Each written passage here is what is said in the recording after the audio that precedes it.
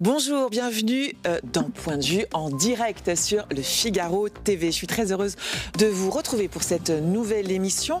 On reviendra aujourd'hui sur le premier débat, le premier face-à-face entre Kamala Harris et Donald Trump, les candidats à l'élection présidentielle américaine. C'était hier soir. Qui a marqué des points, qui en a perdu, de quel côté vont basculer les indécis? Les réponses et le décryptage de Laurie Kenton, il est spécialiste des États-Unis. Et puis je recevrai Marzi Hamidi. Marzi Hamidi, c'est une athlète afghane, réfugiée en France depuis 3 ans. Elle est menacée de mort depuis qu'elle a déclaré il y a quelques jours son soutien aux femmes afghanes dans une vidéo. Elle est désormais sous protection policière. Et pour terminer cette émission, nous parlerons littérature avec Alice Develay, journaliste du Figaro littéraire. Elle sort son premier roman en forme de coup de poing, une très belle réussite. Voilà, vous avez le programme, Point de vue, c'est parti.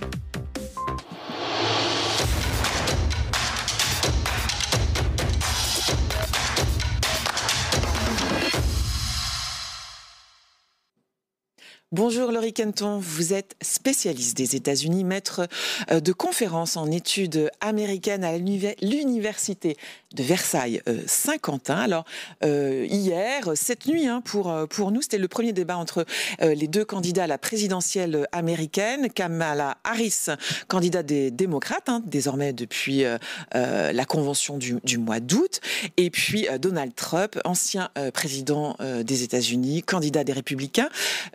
Qui sort vainqueur de ce débat qui a duré un peu plus de 90 minutes? Oui, alors les deux avaient beaucoup de points à perdre. Ils avaient des coups à prendre, ils avaient des coups à donner, mais ils avaient surtout des points à perdre. Sachant qu'il y a un léger déséquilibre. Donald Trump peut perdre des points, mais finalement, ça passe toujours. Il y a une sorte d'immunité un peu de fait. Un socle, c'est ça? C'est même pas ça, c'est que tout ce qu'il fait, tout ce qu'il dit, il en a dit des choses qui étaient factuellement fausses ou des commentaires qui étaient vraiment limites. Il y a une tolérance de l'électorat, non pas seulement de sa base, mais des autres qui sont un petit peu, qui dépassent de sa base, qui lui accordent toujours une sorte de bénéfice du doute, même après 9 ans. Malgré les outrances. Et donc, lui, il avait des points à perdre pendant le débat, mais peut-être un peu moins, parce que même s'il dépasse les bornes, c'est moins grave. Et donc, Kamala Harris, en fait, avait plus à perdre, et elle n'a pas perdu. Donc ça, c'est le gros soulagement, en tout cas pour les démocrates. Elle a été très bien préparée par une équipe très professionnelle, ça s'est vu, mais ça s'est pas trop vu non plus, parce qu'elle a un souci d'authenticité. Il ne faut pas qu'elle fasse trop comme, et ça n'a pas trop été le cas. Qu'est-ce qu'elle devait montrer, Kamala Harris? Elle devait d'abord montrer qu'elle avait la carrure pour le job, entre guillemets, c'est ça? Ça, c'est quelque chose qui est absolument essentiel. Il lui manque quelques petits points. Il lui manque des points de programme et il lui manque des points d'authenticité, de crédibilité. Et donc, il fallait qu'elle fende un peu l'armure d'une certaine manière, mais pas trop. Et comme on vote aussi contre, il fallait qu'elle pousse Trump dans ses retranchements, ce qu'elle a fait très habilement. Elle n'est pas très connue des Américains, c'est ça, Kamala Harris. C'est le rôle très ingrat du vice-président. Le vice-président, il est dans l'ombre du président. En gros, pour dire les choses un peu crûment, il attend que le président meure pour avoir un vrai rôle. Alors, en pratique, pour l'occuper, on lui donne des dossiers qui sont généralement pas les dossiers les plus faciles. Donc, c'est très difficile, en fait, d'exister, c'est ça? D'exister en tant que vice-président, parce que, là encore, il y a des coups à prendre. Et donc, c'est assez rare, finalement, qu'un vice-président devienne président. C'est arrivé, mais c'est aussi arrivé qu'on soit suffisamment impopulaire, parce qu'on a le poids de l'administration précédente. Et donc, c'est pas forcément une bonne position. Vous voulez dire le poids de l'administration précédente, ça veut dire le bilan en héritage, à assumer, à défendre. Parce qu'avant, et dans certaines élections plus locales, être sortant est un avantage assez considérable. Parce qu'on est connu, parce qu'on a aussi le bénéfice du doute. Et donc, c'est très difficile de battre un sortant, notamment dans les élections pour la Chambre. Pour la présidence, ça devient de plus en plus une malédiction. Donc, le sortant doit généralement il fait l'objet de tous les mécontentements, et il y en a à tous les niveaux. Et donc l'outsider a une chance, il n'est pas le sortant. Avec Trump, il y a une ambiguïté. Il est l'outsider, mais il est aussi l'ancien sortant sorti. Vous parliez de Kamala Harris qui avait poussé dans ses retranchements Donald Trump. Alors globalement, tous les observateurs ce matin disent qu'elle s'en sort plutôt bien, qu'elle est plutôt gagnante sur ce premier débat. Est-ce que vous pouvez nous citer quelques exemples, par exemple, quelques exemples là où elle a marqué quelques points vis-à-vis de Trump et comment Trump s'est comporté vis-à-vis d'elle lors de ce débat? Trump, elle le sait, il est profondément narcissique. Donc, quand on le fait choisir entre un point programmatique et Donald Trump, il va aller vers Donald Trump. Et donc, plutôt que de se laisser pousser dans un coin sur l'immigration, elle a dit que les gens partaient des meetings de Trump avant la fin. Ce qui est vrai et ce qui suscite la curiosité des journalistes. Les gens arrivent très tôt au meeting de Donald Trump. Il y a des premières parties qui sont assez longues. Et ce qui est assez surprenant, c'est que malgré toute cette attente, c'est vrai que les gens... Et c'est nouveau, ça. C'est pas quelque chose qu'on avait remarqué avant. C'est long. Et donc, les gens partent pendant le long discours de Trump, n'attendent pas la fin comme on aurait pu s'y attendre de la part de fans. Oui, puisqu'ils viennent pour lui. Donc. Et oui, et donc elle a fait remarquer ça. Alors là, Trump ne supporte pas qu'on touche son ego. Et donc plutôt que d'attaquer l'administration Biden-Harris sur l'immigration, ce qui était vraiment du velours, eh ben, il est parti sur mes meetings sont les meilleurs du monde, il n'y a jamais eu de meilleurs meetings. Il est finalement tombé un peu dans son piège, entre guillemets, c'est ça ? Absolument, et elle savait exactement comment moi, l'image qui m'est venue, c'est un peu trivial, mais j'ai l'impression que c'est de quelqu'un qui jouait avec un chaton et une ficelle. C'est-à-dire que le chaton va essayer d'attraper la ficelle et va jamais y arriver.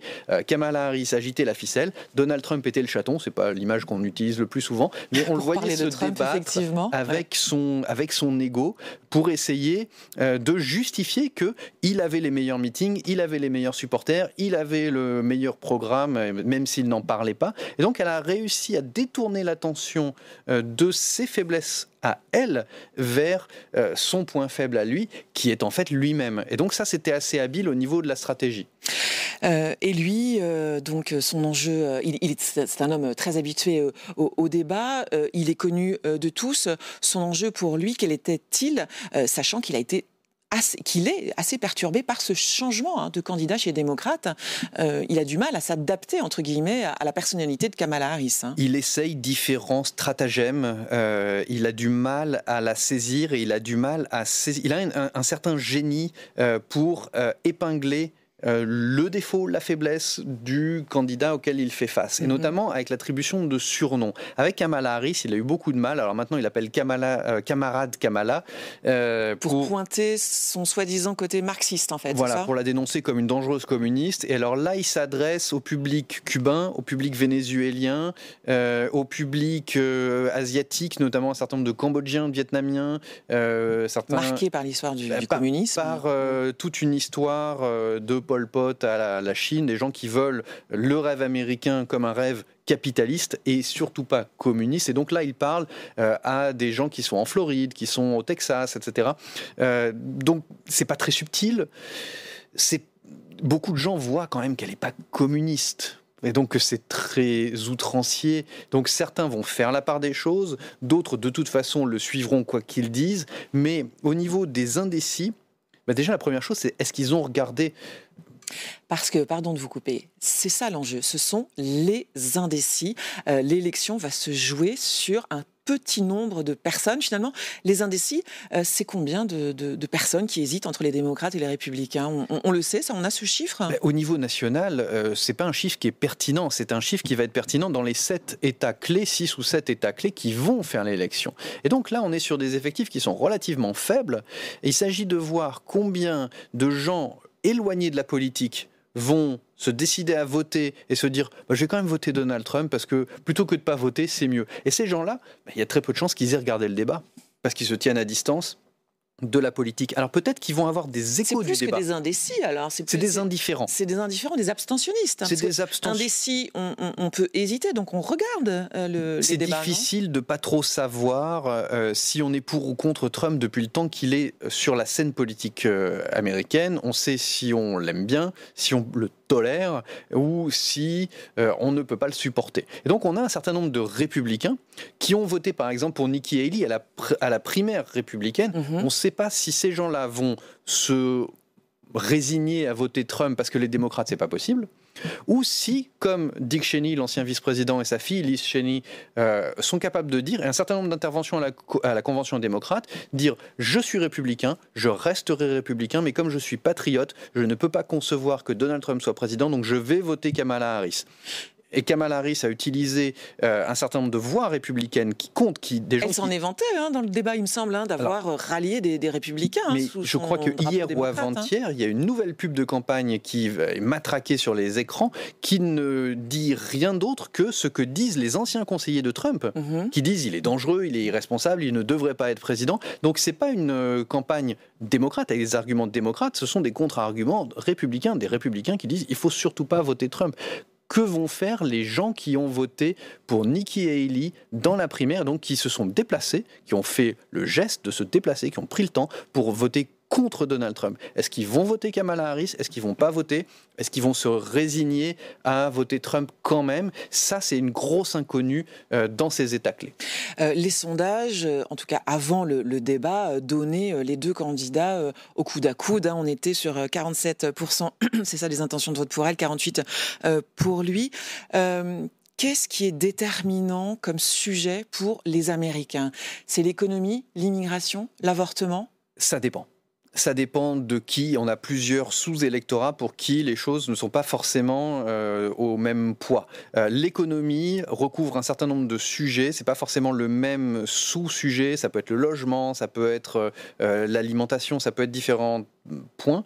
Donc l'inflation reste quand même un gros sujet. Et les Américains veulent savoir l'inflation très importante. Ce que les candidats vont proposer pour rendre le coût du logement moins important, donc plutôt une politique de l'offre, une politique de la demande, construire ou donner de l'argent aux gens, ce qui va faire augmenter les prix. Il y a un certain nombre de points comme ça qui sont importants sur lesquels les électeurs demandent des précisions. L'immigration est un problème important pour pas mal d'Américains. Il est de plus en plus important. On voit que Kamala Harris a bougé. L'administration Biden a bougé. Et là où Donald Trump avait un boulevard d'une certaine manière, ce boulevard pouvait être entravé également parce que Kamala Harris pouvait lui dire « Écoutez, on avait un plan bipartisan au Congrès et vous l'avez bloqué. Des républicains pas du tout modérés voulaient, avec nous, faire un plan pour l'immigration, pour avoir plus de gens pour gérer l'immigration à la frontière, et vous l'avez entravé. Donc, c'est de votre faute. Le ralliement de Robert Kennedy Jr., famille donc de la famille du président, famille donc démocrate, il s'est rallié à Trump. Est-ce que ça c'est important? Est-ce que c'est un signal aussi qui montre que malgré ce que Trump peut polariser, il peut transcender au-delà de son étiquette de républicain? Oui, il y a des gens comme Elon Musk aussi qui se sont ralliés à sa bannière, et c'est difficile de mesurer quelle proportion d'Américains dans les États clés vont être sensibles à ces ralliements et donc vont augmenter les troupes trumpiennes pour que Trump soit juste devant de quelques milliers de voix. Donc ça va se jouer à très peu. Ça va se jouer à très peu, effectivement. Et donc l'électorat de Kennedy, dans quelle mesure il est soluble dans l'électorat de Trump? Parce que un certain nombre de gens qui disaient aux sondeurs « moi je vais voter Kennedy », ça voulait dire « je ne vais pas voter Trump ». Donc ça veut dire qu'il n'aimait pas Biden, il n'aimait pas Trump, et donc Kennedy était une sorte de troisième voie en dehors d'un duopole détesté. Et donc combien de ces gens-là vont finalement se rallier à Trump? C'est pas forcément énorme, mais ça peut suffire. Alors vous parliez du soutien d'Elon Musk, le patron de la plateforme X, à Donald Trump. Cette nuit, il y a une autre star américaine qui a rallié par contre Kamala Harris, c'est la chanteuse Taylor Swift. Et ce n'est pas tout à fait anodin parce que Taylor Swift, c'est une chanteuse avec une énorme communauté. Combien de... Sur son compte Instagram, elle a près de 300 millions de followers. 300 millions. Pas tous majeurs, pas tous aux États-Unis bien sûr, donc ça va pas être 300 millions de voix pour oui, c'est pas forcément 300 millions qui vont se répercuter mathématiquement. Non, bien sûr. Mais ce qui est important, c'est la teneur du message. C'est pas un message où elle l'appelle à voter. pour Kamala Harris, c'est un message où elle fait un point qui est assez civique et qui est assez remarquable pour ça, en disant j'ai regardé le débat, je me suis informé et j'en déduis que ma candidate, c'est Kamala Harris. Je choisis donc de manière éclairée. Faites la même chose, informez-vous, inscrivez-vous sur les listes électorales et votez pour le ou la candidate qui correspond le mieux à vos valeurs. Donc, elle ne dit pas votez pour ma candidate, sinon vous n'êtes pas digne de moi. Elle fait vraiment une sorte de devoir civique, d'éducation civique envers ses fans qui sont souvent jeunes. Et donc, je trouve ça relativement habile parce que c'est pas très directif. Mais ce qu'on avait vu depuis quelque temps, c'est des fans de Taylor Swift qui avaient créé des groupes. Et donc, le mouvement venait plutôt d'en bas plutôt que d'en haut. Ça venait plutôt de la base. Et alors, c'est quand même habituel qu'une star prenne parti et en général, tout Hollywood vote démocrate. Néanmoins, Taylor Swift, c'est moins anodin, entre guillemets, ou moins habituel que les précédentes fois, c'est ça ? Oui, et pas à mes yeux, aux yeux des républicains, en fait. Et c'est ça qui met la puce à l'oreille des observateurs, c'est qu'en janvier-février, les médias républicains, Fox News et d'autres chaînes comme ça, ont commencé à partir dans une panique autour de Taylor Swift, donc assortie de théories du complot, comme quoi c'était Biden qui tirait les ficelles. C'est pris très au sérieux, c'est ça que ça veut dire. C'est pris très au sérieux par une frange de l'électorat trumpiste qui y voit une sorte de manipulation. Ils n'ont jamais dit à Bruce Springsteen ou à George Clooney ou Beyoncé, mais depuis longtemps les acteurs. Alors ils lèvent beaucoup d'argent, mais jamais les médias républicains n'ont dit à des artistes comme ça restez dans votre coin, restez dans votre domaine de compétences, ne vous occupez pas de politique. Avec Taylor Swift, ils franchissent un cap. En isolant une personne et en la considérant comme un danger pour la démocratie, ironie, où elle pourrait faire basculer l'élection à elle toute seule, et c'est un danger qu'il n'avait jamais isolé auparavant. Donc c'est pas les journalistes qui disent « Ah, Taylor Swift, formidable », c'est les républicains qui nous disent « Nous avons peur de l'effet Taylor Swift ». Alors il reste encore 8 semaines avant le scrutin du 5 novembre, c'est encore long, on aura le temps d'y revenir avec vous.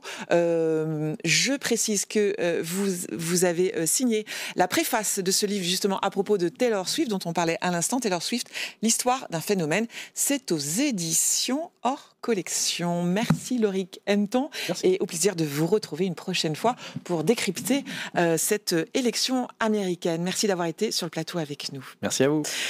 Le 21 août dernier, les talibans qui ont repris le pouvoir il y a 3 ans en Afghanistan ont promulgué une nouvelle loi, une de plus, interdisant notamment aux femmes de faire entendre leur voix en dehors de leur maison. Une décision qui a révolté Mahsa Amini. C'est une athlète afghane réfugiée en France depuis 3 ans. Elle décide alors de poster un message sur ses réseaux sociaux. Je vous propose de regarder et d'écouter. Dans un instant, on la retrouve. Elle sera sur le plateau avec nous. Today, the supreme leader of the Taliban has officially banned Afghanistani women to showing their face in public.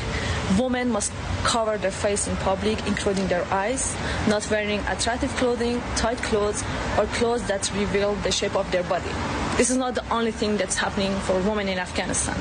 Women are not allowed to go to school, to do sport, to have a job. They are not exist in Afghanistan, and there is a gender apartheid. I'm inviting all of you to join me in this hashtag, Let Us Exist, to support Afghanistani women and to be the voice for who are voiceless inside of Afghanistan. Let's fight against gender apartheid. Let's fight for gender equality.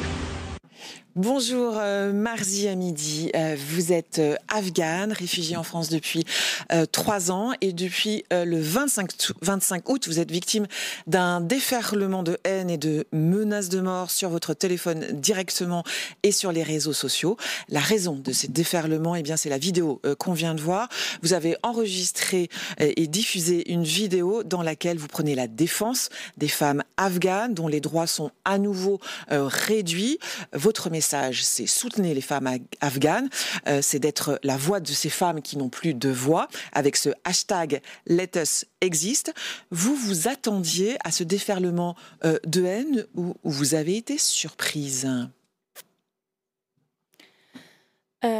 Bonjour, thanks for having me today. Merci de m'accueillir aujourd'hui. Eh bien, malheureusement, je ne savais pas que lutter pour le respect des droits de la femme mettrait ma vie en danger ici même à Paris. Pour vous dire la vérité, quelque part, ça ne m'a pas surpris. Je savais déjà qu'il y a de nombreuses personnes, que ce soit en France, dans le reste de l'Europe, qui croient à l'idéologie talibane et qui la soutiennent. Mais je ne pensais pas qu'une simple vidéo puisse faire la différence. Ça fait 2 ans que je vis à Paris, plus de 2 ans, et j'essaie de sensibiliser à la cause des femmes en Afghanistan, de leur apporter un soutien, mais quelque chose était un petit peu différent. Lorsque j'ai lancé ce hashtag « Let us exist », laissez-nous exister, j'ai eu une interview et avec le journaliste, on a parlé des athlètes afghanes et on a parlé également des diplomates talibans qui serrent la main aux diplomates étrangers, mais les femmes sont exclues. Et nous avons des millions de femmes en Afghanistan et qui sont prises en otage et qui n'ont pas le droit de pratiquer un sport. Et pour moi, ça pose problème. Et les choses se sont faites très rapidement. On venait juste de diffuser l'interview et dès le lendemain, j'ai reçu plus de 3000 messages. Et vous dites des messages qui viennent du monde entier, de France aussi, c'est ça? Oui, the numbers that they were calling me, oui, tout à fait. D'après les chiffres, certains des appels venaient de France, voire même de Paris, où j'habite, mais également de Belgique, des Pays-Bas, d'Allemagne, d'Afghanistan, du Pakistan, de Dubaï, d'Arabie Saoudite, donc du monde entier. Je recevais des appels malveillants du monde entier. C'est forcément une campagne organisée, parce que 3000 messages de haine en un seul jour. C'est comme un raid, c'est ça qui aurait été organisé pour vous, un raid. Oui, absolument. Je suis la cible d'une véritable campagne organisée. Lorsqu'on a publié l'interview, j'ai vu énormément de commentaires de haine et des vidéos à mon encontre, même dans des programmes télé, des Afghans qui disaient « cette femme fait honte à notre pays, elle n'a pas le droit de parler ainsi ». C'est pire que les critiques sur comme quoi vous seriez une honte pour l'Afghanistan. On vous menace de mort, on vous menace de vous violer, c'est bien ça? Absolument. J'ai reçu des menaces de mort et de viol. Ils m'envoient des photos de leur pénis, des menaces de viol. C'est une telle violence, tous ces messages. Ils m'écrivent « Attention, on va te décapiter ». Ils menacent de me couper la tête, de me violer. Et je reçois ça au quotidien. On vous critique aussi sur votre tenue occidentale. On le voit, vous êtes une jolie jeune femme, maquillée, les ongles peints. C'est aussi à travers votre tenue vestimentaire, vos choix, c'est aussi une façon de combattre, de vous affirmer avec tous ces attributs féminins, c'est ça? Absolument. Depuis que j'ai quitté mon pays et depuis que j'ai décidé de vivre ma vie selon mes propres termes, mes opposants ne sont pas contents d'avoir adopté, du fait que j'ai adopté ce style de vie à l'occidental. Car en Afghanistan, cette liberté n'existe pas. Et c'est très important pour moi d'être moi-même, de m'habiller comme je l'entends, de me maquiller et de profiter de ma féminité. Effectivement, ça fait partie de la lutte. Vous avez aujourd'hui un très beau sourire avec nous sur ce plateau. Malgré les menaces de mort, vous êtes désormais sous protection policière. J'imagine que votre quotidien a été chamboulé depuis l'apparition de cette vidéo. Comment ça se passe pour vous à l'heure actuelle? Eh bien, C'est ma maman qui m'a appris qu'il faut toujours garder le sourire, même lorsque les temps sont durs. Vous savez, moi j'ai lutté contre les talibans même quand j'étais en Afghanistan et je ne veux pas leur donner ce plaisir de savoir qu'ils affectent ma vie. Non. Je suis en sécurité à Paris, je vis ma liberté, mais effectivement, depuis cette vidéo, ma vie a complètement changé. Je ne peux pas déambuler dans la rue, je suis sous protection policière, je ne peux pas aller où je veux. La vie est devenue très difficile et je ne sais pas ce que va apporter l'avenir. Je dois me cacher, tout simplement parce que j'ai péché par honnêteté et je ne peux même pas rester chez moi. Je suis, voilà. On a parlé de ces messages de haine. Est-ce que depuis on sait que vous êtes menacé de mort, est-ce que vous avez reçu des messages de soutien de personnalités françaises, de féministes? Malheureusement, non. Je n'ai pas reçu le soutien des féministes françaises. En revanche, j'ai reçu le soutien du président du Sénat, du ministre des Sports, de la mairie de Paris, du ministère de l'Intérieur, qui m'apportent tout leur soutien et l'expriment. Et je reçois de nombreux et magnifiques messages de citoyens français. Je sais qu'ils sont à mes côtés. Malheureusement, je n'ai pas reçu le moindre soutien des féministes françaises. Surprise, déçue, choquée?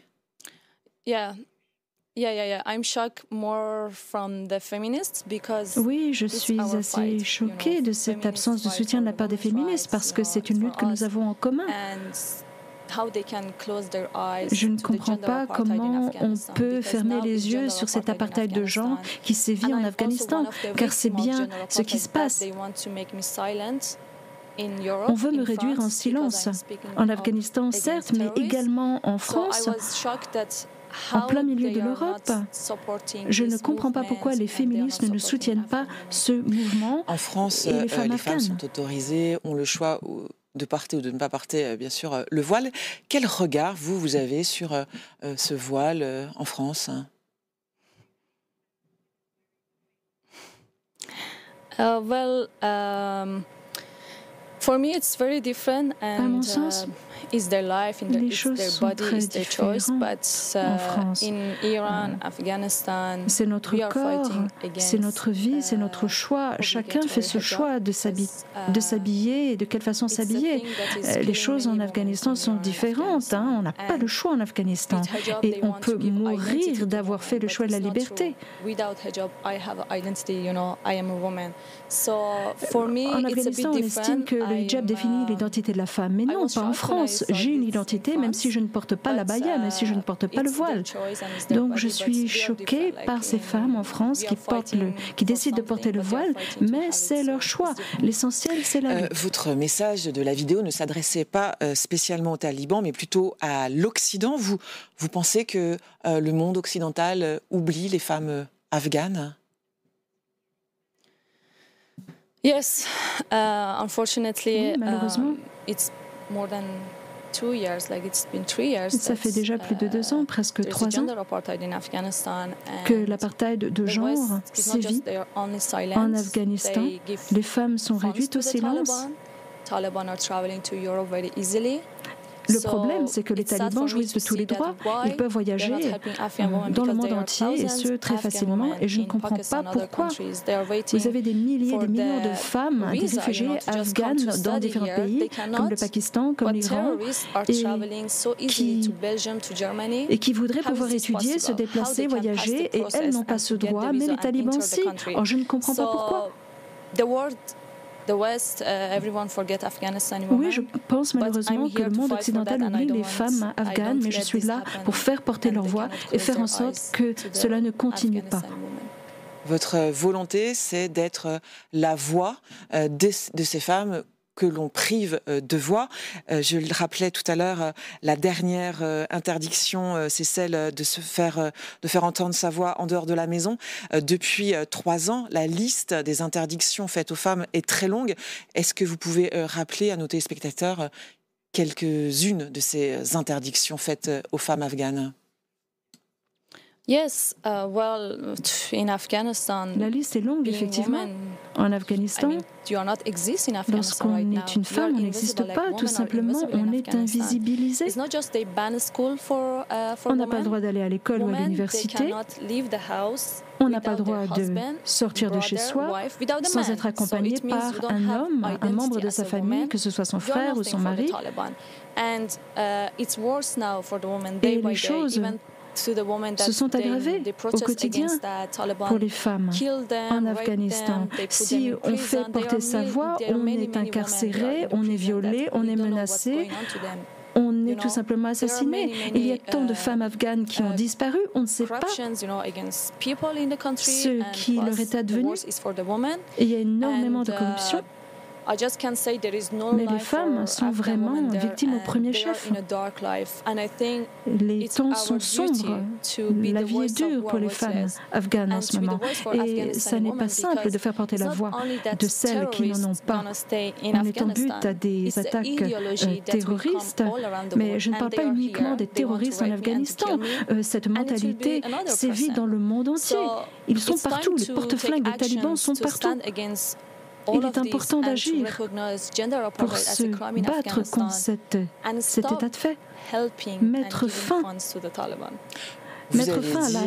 qui est apporté aux talibans. Ma consoeur et collègue Stéphane Kovacs, dans une interview parue ce week-end, vous avez l'impression que les Français ferment les yeux. Hein.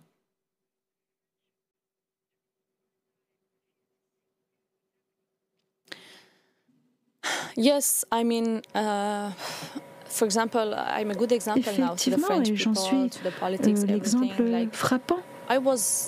J'en suis le parfait exemple. Moi, j'ai eu de la chance. J'ai eu de la chance de me retrouver à Paris. Vous imaginez, si j'étais en Afghanistan, mais ils m'auraient déjà assassiné. Ici, il y a des règles, il y a un cadre juridique. Je jouis d'une protection policière. Mais le fait est que j'ai de la chance par rapport à toutes ces femmes qui sont également victimisées, mais qui doivent, pour survivre, se cacher.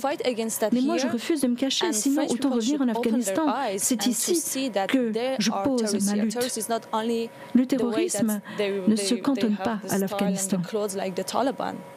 Le terrorisme est partout. L'idéologie est partout. Il est important de prendre cela au sérieux. Car si on ne met pas fin à cet état de fait, ici et maintenant, les choses vont s'aggraver à l'avenir. Dans quelques années, ce sera encore pire. Il y a quelques années, on se disait non, c'est pas sérieux, les talibans sont gentils. Et maintenant, ils ont encore plus de pouvoir qu'avant. Il est important d'agir et de trouver des solutions. Parce que je ne sais pas, les talibans qui voyagent à l'étranger, mais renvoyez-les chez eux, mettez-les en prison, je ne sais pas. Ce n'est pas à moi de trouver des solutions. Je suis simplement force de proposition. Je peux juste parler de ma vie et de mon cas. Vous avez porté plainte, vous attendez des réponses de l'enquête de police et on l'a compris, les talibans ne vous feront pas taire, vous allez continuer de parler.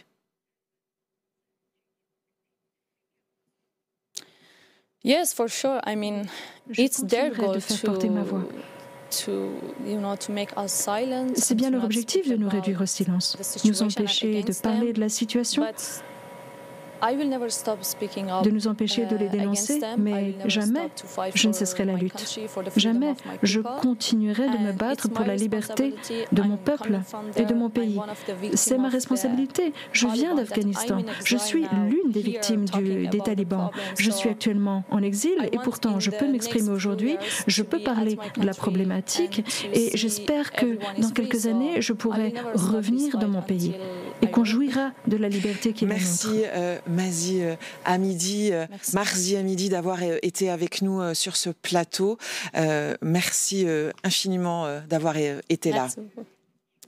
On passe à un tout autre sujet. Alice Develay, journaliste au Figaro, a été souffrante d'anorexie, de ce trouble du comportement alimentaire, de cette maladie, de ces souffrances. Alice Develay en a fait un formidable livre, un livre coup de poing qui va certainement compter dans cette rentrée littéraire. Avant qu'elle me rejoigne en plateau, je vous propose d'écouter Marie-Dominique Cabanel. Elle aussi a souffert de cette maladie. J'ai décidé de faire un régime, mais très vite, ça a été un régime très, très excessif. C'est-à-dire que ce n'était pas quelque chose où je me suis dit, je vais faire un peu attention. Non, j'ai quasiment arrêté de manger.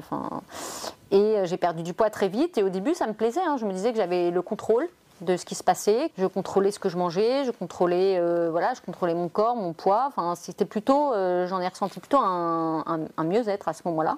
Mais très vite, ça a été un engrenage. Assez rapidement, je dirais que j'ai un peu craqué. Je me souviens très bien d'être rentrée d'un jour du lycée, parce que j'étais affamée, d'avoir craqué, d'avoir acheté un paquet de gâteaux. J'ai mangé tout ce paquet de gâteaux, en fait, et j'étais tellement obsédée et enragée, en fait, d'avoir mangé ce paquet de gâteaux, que j'ai eu l'idée de me faire vomir. Et malheureusement, j'ai réussi. Là, en fait, c'est un autre engrenage qui a démarré, quoi.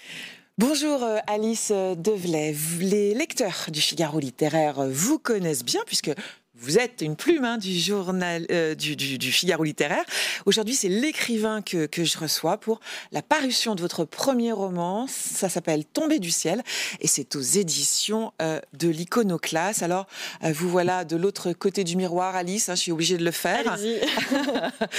Quel sentiment déjà on ressent quand on vit ce moment, la sortie du livre, le livre qui circule, les critiques, les retours? C'est à la fois formidable parce que j'aurais jamais pensé être capable d'écrire cette histoire il y a encore quelques années.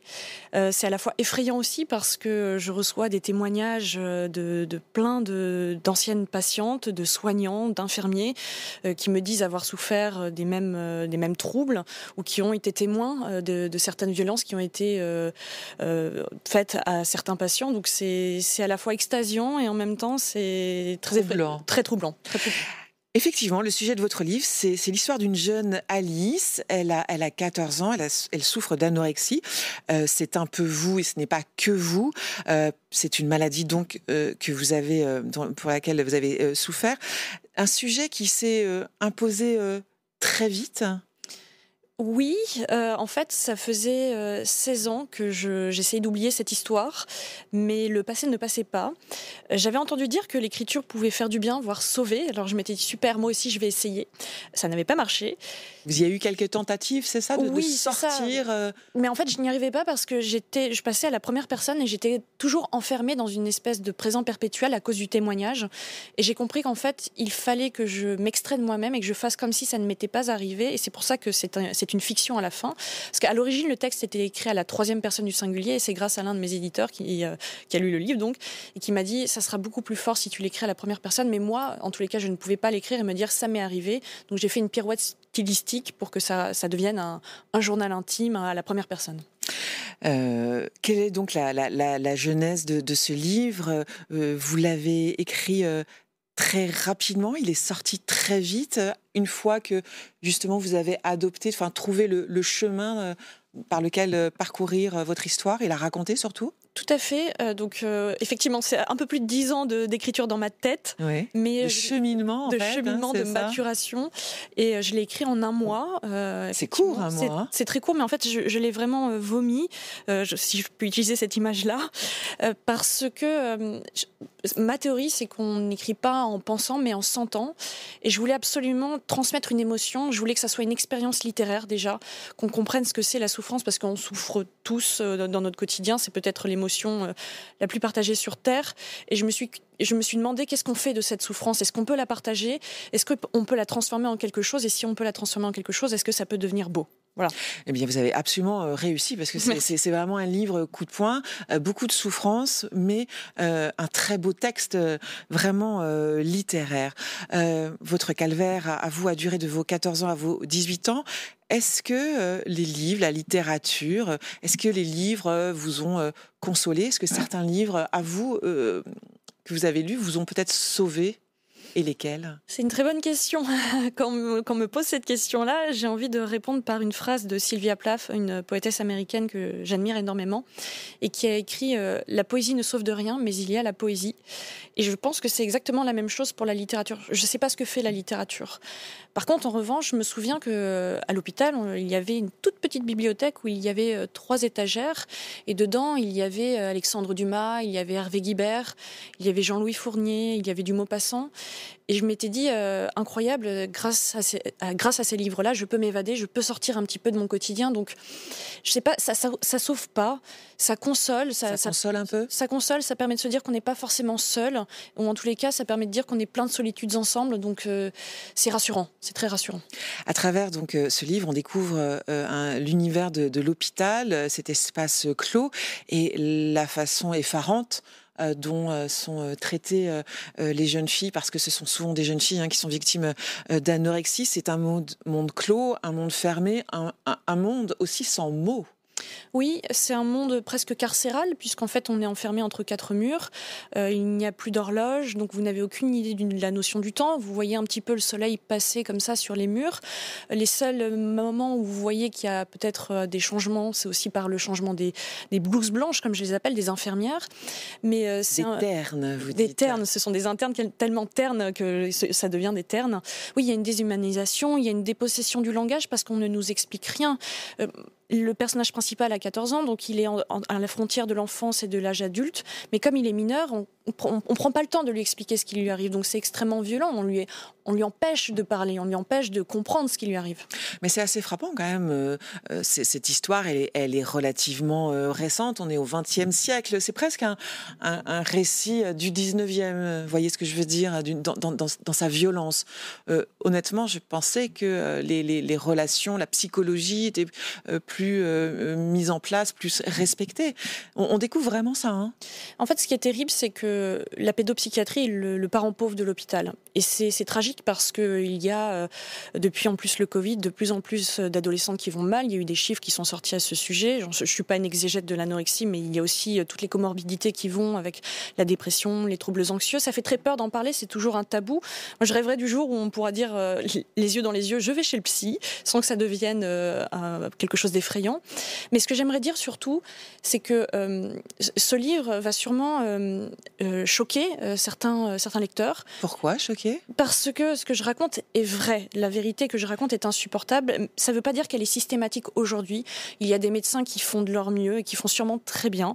Par contre, ça ne veut pas dire que ce qui m'est arrivé est juste anecdotique. Ça arrive très souvent. J'ai reçu plein de témoignages de gens, de papas, de mamans, d'infirmiers même qui m'ont dit, vous savez, j'ai été infirmier et j'ai été témoin de traitements qu'on a infligés à des patients et dont je ne suis pas fière. Ça arrive. Parce qu'on parle de violence physique. Parfois, vous avez été isolée, contrainte physiquement. On parle de la violence des médicaments aussi, gavés d'antidépresseurs qui vous assomment et qui ne sont pas une réponse à vos maux. C'est ça que vous dénoncez. Oui, je les dénonce parce qu'en fait, l'anorexie est peut-être l'une des maladies les moins bien soignées en France. C'est extrêmement difficile de soigner l'anorexie. Ça ne veut pas dire qu'on ne soigne pas, mais ça prend du temps, ça prend voire des années. Et comme on ne sait pas faire et qu'on fait souvent n'importe quoi, à défaut de ne rien faire, eh bien effectivement, on bourre les patientes d'antidépresseurs, de neuroleptiques. Et puis, effectivement, si la personne n'est pas tout à fait d'accord, on peut l'attacher à son lit. Et en plus de ça, comme c'est entre 4 murs et comme on ne sait pas ce qui s'y passe, on peut laisser la personne attachée pendant des jours, voire des semaines, et c'est ce qui m'est arrivé, et c'est intolérable. C'était une grande souffrance. Vous l'écrivez, et on le sent, c'est à la fois un récit, c'est plus fort encore qu'un témoignage. Vous écrivez pour celles qui n'ont pas les mots. Il y a un personnage d'ailleurs qui vous le dit, qui dit à votre personnage Alice, ne nous oublie pas, écris pour nous. Oui, c'est le personnage de Luce qui est peut-être l'un des personnages les plus lumineux du livre, qui elle aussi souffre d'anorexie. Tu sais qu'on oublie ceux qui ne parlent pas. Exactement, mais c'est vrai, on ne parle pas des gens qui ne parlent pas. Quand on n'a pas de mots, on n'en parle pas non plus. Donc pour moi, c'était important de dire à toutes ces personnes qui sont peut-être derrière une fenêtre aujourd'hui ou qui sont enfermées avec eux-mêmes, que je les crois quand elles disent que c'est difficile, mais qu'elles ne sont pas seules et qu'on est des milliers, voire des millions de solitudes ensemble. Et la littérature permet de se retrouver. Je pense toujours à ce papa qui un jour est venu me voir à la fin d'un festival et qui m'a dit écoutez, j'avais jamais compris la maladie de ma fille avant de lire votre livre, et là j'ai tout compris, donc merci. Et en fait moi je tiens pour ces gens que je ne connais pas, mais à qui je sais que ça fera du bien, parce que c'est pas qu'un livre sur l'anorexie, c'est un livre aussi pour les gens qui sont de l'autre côté du miroir, qui sont des parents, qui sont des oncles, des frères, des sœurs, et qui ne savent pas trop quoi faire. Mais c'est aussi un livre sur la souffrance, c'est un livre sur l'enfermement et sur la solitude notamment. Oui, des parents qui sont désemparés, des parents qui sont en conflit avec leur fille. Est-ce que vos propres parents ont lu votre livre, Alice ? Écoutez, ma mère l'a acheté et elle m'a téléphoné il y a une semaine de cela. Et elle m'a dit tout d'abord dans un chuchotement « pardon », puis après dans un cri répété « pardon, pardon ». Et ça m'a beaucoup touchée parce que c'est un mot qui... On sait qu'il y a des mots qui nous sauvent et il y a des mots qui nous tuent un petit peu. Je ne sais pas si ce mot-là m'aurait sauvé s'il avait été prononcé plus tôt. En tous les cas, il n'a pas été prononcé trop tard, mais très tard. Donc je le prends, ça fait beaucoup de bien. Donc voilà, mais... Il y a une forme un début de réconciliation peut-être, ou quelque chose de nouveau entre vous et votre maman, puisque les rapports étaient... Oui, ils sont très conflictueux. C'est trop tôt peut-être pour le dire, c'est ça ? Il y a une phrase que j'aime bien qui est d'Alexandre Dumas, on ne pardonne qu'aux gens qui nous demandent pardon. Et je pense que c'est déjà le début de quelque chose. Oui. Vous écrivez, les parents sont des assassins, ils nous donnent la vie et déjà nous assènent un coup de ciseaux. Oui, c'est vrai. Et moi, je retourne même le compliment en disant que les enfants, ce sont des fleurs sur un tombeau. Et c'est vrai, je trouve que la relation avec les parents peut être extrêmement difficile, extrêmement belle. C'est un amour compliqué, souvent, surtout quand on est adolescent. Mais moi, j'ai quand même écrit ce roman parce que j'avais besoin d'aimer ma mère. C'est un message, c'est un appel d'amour aussi pour tous les parents qui essaient de bien faire et qui font mal souvent. Mais j'espère que c'est quand même un message d'amour que je laisse dans ce livre. C'est tout à fait un message d'amour. Vous espérez que les choses puissent bouger dans le milieu médical à travers ce que vous racontez, que ça puisse faire bouger les lignes aussi ? Ah mais je prierais même si je pouvais pour ça. Je l'espère parce que ce que je dénonce, ce qui s'est passé il y a 15 ans, est sûrement pire aujourd'hui parce que les moyens accordés aux hôpitaux sont encore moindres. Donc j'espère que peut-être des soignants vont s'en emparer et que ça montera, peut-être si j'ai un petit rêve, que ça montera un peu plus haut dans des sphères de pouvoir et qu'on se dira que c'est insupportable aujourd'hui d'attacher des enfants, de ne pas leur expliquer ce qui se passe parce que c'est inadmissible, parce qu'après ce sont des gens qui grandissent et qui sont des gens qui peuvent être un peu cassés et qui ne méritent pas les souffrances qu'on leur inflige parce que ce sont des gens malades. L'anorexie est une maladie, c'est l'injustice la plus grande sur Terre de tomber malade et on traite les anorexiques comme des criminels et elles ne le méritent absolument pas. Est-ce que vous avez adressé ce livre à un médecin, un service dans lequel vous avez séjourné ou pas Jamais, du tout pas du tout, non, surtout pas. Et vous ne souhaitez pas le faire visiblement ? Pas du tout, non, absolument pas. Est-ce que vous parliez de certains retours de jeunes filles ayant aussi traversé cette maladie ? Est-ce que des jeunes filles avec lesquelles vous avez partagé des séjours ont repris contact avec vous ? Alors le livre vient de sortir, donc c'est récent, mais est-ce que déjà c'est un peu le cas ou pas du tout ? Je suis toujours restée en contact avec l'un des personnages du livre. D'ailleurs, elle m'a écrit encore ce matin et elle est toujours dans son anorexie, plus de 15 ans plus tard. Donc je la soutiens au quotidien et c'est un vrai combat de tous les jours. C'est une maladie dont on ne sort pas indemne. Je ne sais pas si on sort vraiment un jour de l'anorexie, mais on peut en tous les cas essayer de repousser ce spectre de la maladie. Et pour elle, c'est compliqué. Donc je le fais aussi pour elle. Elle compte beaucoup dans ma vie de tous les jours. Qu'est-ce qui vous a sorti, vous, de la maladie, de l'anorexie ? C'est une très bonne question.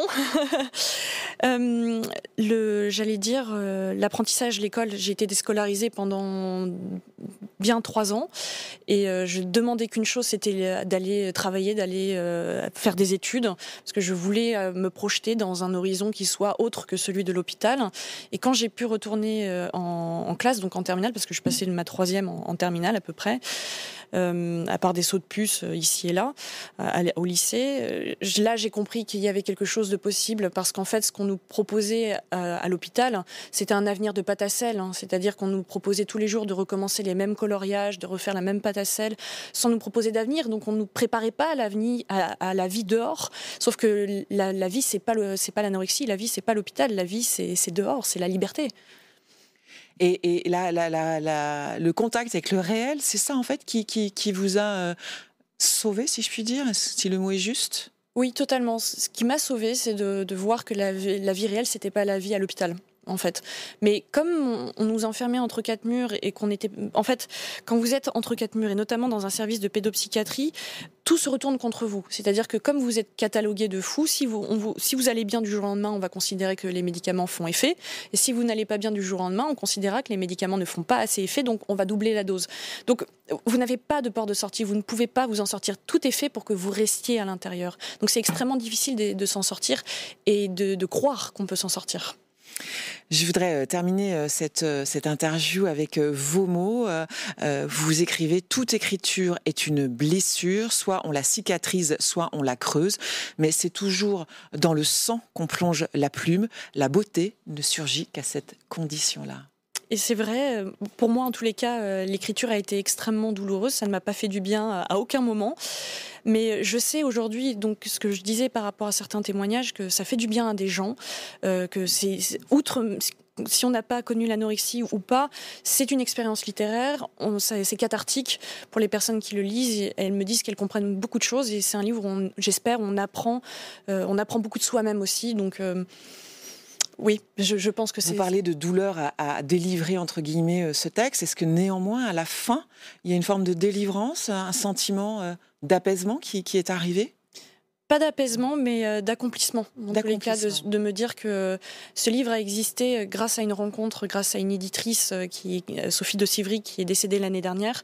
Et je lui dois absolument tout. C'est elle qui m'a fait confiance pour sûrement la première fois de ma vie. Et donc, c'est aussi pour ça que ce livre, pour moi, est important, parce que c'est des rencontres.